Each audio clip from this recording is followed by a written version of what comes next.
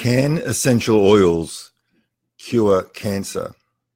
What a question. That is so loaded, but it's a question that many people ask. And look, it's a very, very controversial area because there's so many people out there making claims.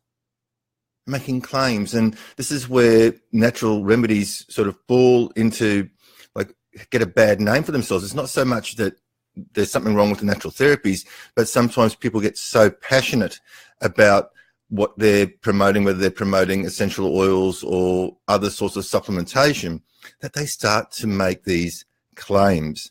And you've got to be very, very careful with claims. So let's start looking at essential oils and can they cure cancer. And before I get into that, I just want to tell you a little bit about my story and my experience when it comes to cancer and essential oil. Because a few years ago, my son got cancer for the second time. And because he was still under 16 at the time of that, he had to go on to chemotherapy. We didn't have a choice.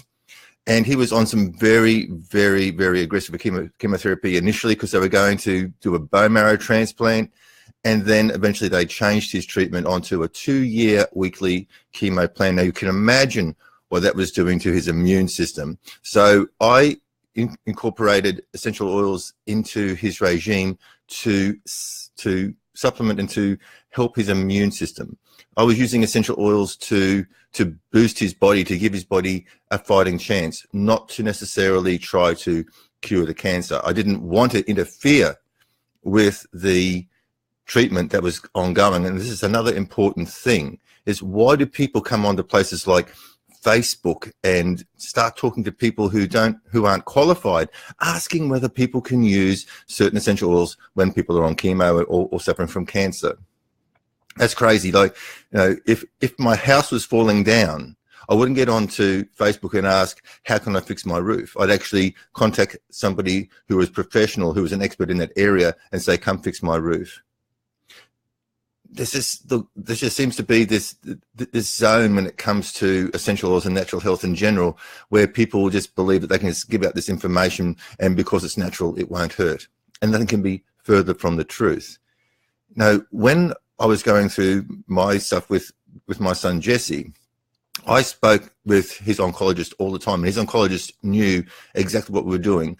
And I asked permission, and if the oncologist said, no, I don't want you to do that, which he never did, I would have respected that, because I didn't want to interfere with the treatment. I didn't want to, put some red herring in there, then all of a sudden something could stop working, and then the oncologist doesn't know what's going on, and Jesse's not getting the best treatment.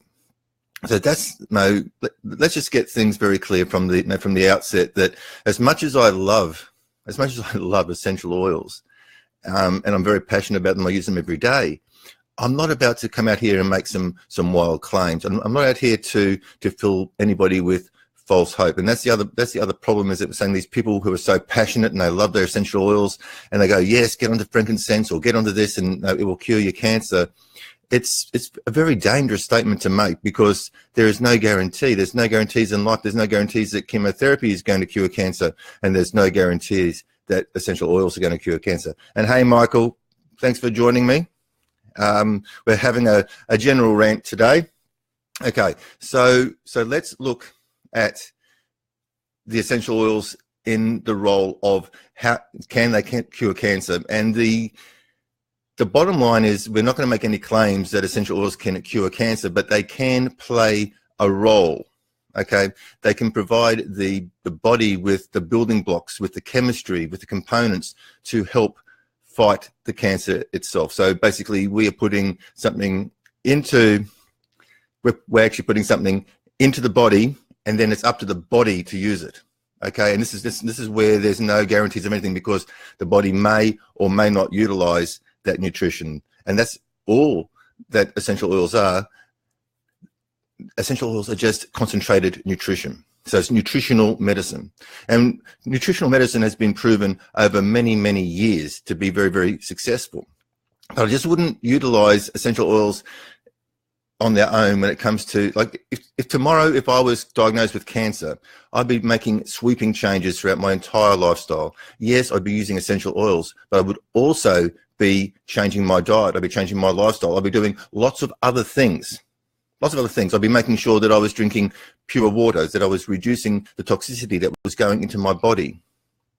So we're not going to start using essential oils in isolation. Yes, they have a role to play, but we're not going, but in and of themselves, they are not a cure for anything really, because once again, they're just the building blocks, they are the fuel, they are something that the body can take and utilize to help itself.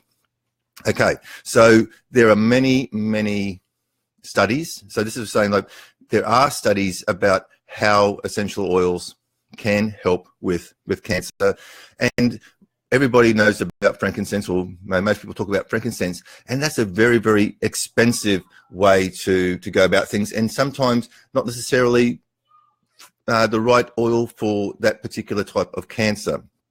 Okay, so there are many oils under study and under research. If you go onto a site called Pubmed or Google Scholar, you can start pulling up these scientific studies, okay, where people are in a laboratory doing real tests, and that's the stuff that you want to read. Okay, you don't want to talk to Mary Jo down the street and who works at the local deli and ask her about cancer treatment. Okay, that's just silly, right? So get onto Google and Google Scholar or PubMed and start looking at some of these studies. And there is evidence to suggest that things like lemongrass and lavender and peppermint and basil and thyme, as well as frankincense and sandalwood, they all have a role to play. But as I said, not in and of themselves. So can essential oils cure cancer in and of themselves? I don't know. There's still not enough supporting evidence out there, okay? And at the end of the day, we need supporting evidence. When it comes to a life and death, when it comes to a terminal situation, you know, you need the evidence. But as I said, there's no guarantee with chemotherapy. Actually, chemotherapy has got a horrible, it's got a horrible rate. Like I've had 2 cousins and 2 uncles go through cancer on chemotherapy, and they're no longer with us. And in fact, they say that survival rate of cancer patients after having chemotherapy for 5 years is 2%. Okay, so while conventional medicine may like to knock natural medicine around, they don't really have the answers when it comes to cancer either. And unfortunately, they're invested into making sure that people stay sick. Like on that side of the coin, and I'm not talking conspiracy theories and that sort of stuff, but just coming down to pure economics and business. Conventional medicine is a business. It's being run for a profit. The average cancer patient is worth $70,000 to the pharmaceutical companies. Okay, because the average cancer protocol will normally go from between 3 and 4 months, and the cost of that per month can be anywhere between $10,000 and $20,000, $30,000 a month. Okay, it's a huge industry. Okay, do they really want to cure cancer? Do the conventional medicine really want to cure cancer? There's people out there who depend on chemotherapy drugs to pay their mortgage and feed their families. It's a business.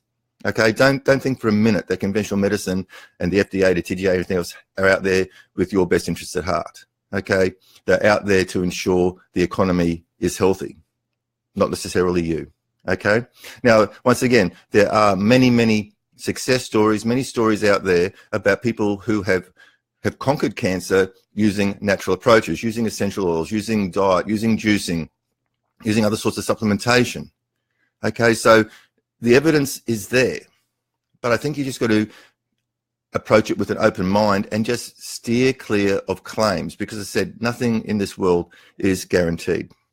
Okay, now look, I'm going to be getting on and doing a lot of videos, either through live video like this or other videos. You can check out my website at timcooperwellness.com. You can chat with me by going to m.me/Tim Cooper Health.